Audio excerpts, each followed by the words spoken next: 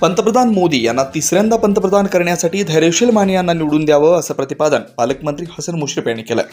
जयसिंगपूर येथे खासदार धैर्यशील माने यांच्या प्रचारार्थ महायुतीचा मेळावा संपन्न झाला.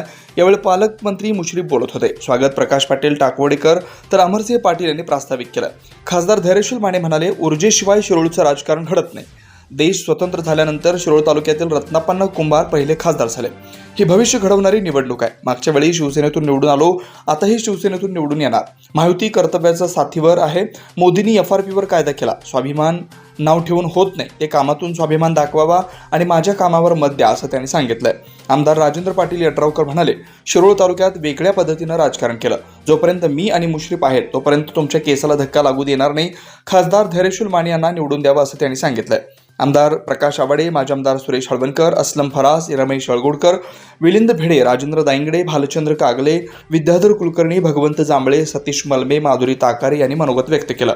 यावेळी बाबासाहेब पाटील, आसुर्लेकर, संजय पाटील यड्रावकर यांच्यासह पदाधिकारी उपस्थित होते. आभारी मल्लाप्पा चौगुले यांनी मानले.